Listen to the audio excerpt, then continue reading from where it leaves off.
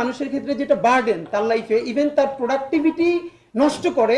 এটা একটা ছোট গল্প বলি। আমি একটা বাংলাদেশের বড় কোচিং এ দীর্ঘদিন ধরে ক্লাস নিয়েছি।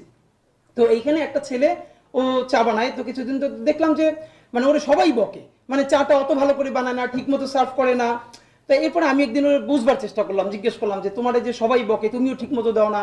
মানে হিসাব হলো যে যেটা করবে, যে চা বানাবে ওটাই তো একের বানাবে, মানে যে যেটা করবে ওটার জন্য সেরাটা করতে পারে। তখন ও বললো স্যার আমি একটা ডিগ্রি পাস পোলা, এই তো মানে ও নিতে পারে না। ফ্যাক্ট ইজ ও ডিগ্রি পাস করছে।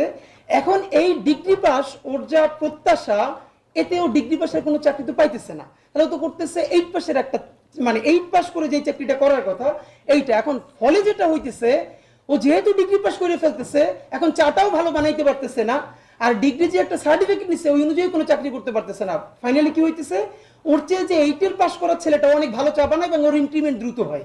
ওর সব টিচারটা খুশি হয়ে ঈদের আগে বকশিস দেয়। আর ও মোড়ামুড়ি করে চা দেয় না, ডানে ঘরে বামে ঘরে। ও চিন্তা করে আমি একটু ভালো পড়াশোনা করলে তো আমি হইতে মাস্টার হইতে পারতাম। এখন না হইছে মাস্টার, না হইছে ভালো টি মেকার। তো এই যে আমাদের অনেকের জীবন, আমি ভালো রিক্সা চালাইতে পারি না, কেন রিক্সা চালাইলে অনার্সে পড়ি রিক্সা চালাবো কেন, অনার্স পাস করছি মুদির দোকান করবো কেন। এই সার্টিফিকেটটা আমাদের লাইফে প্রচন্ড প্রোডাক্টিভিটি নষ্ট করতেছে বহু মানুষের, এই একটা সার্টিফিকেট ধরাই দিয়া। তো আমার যেটা মনে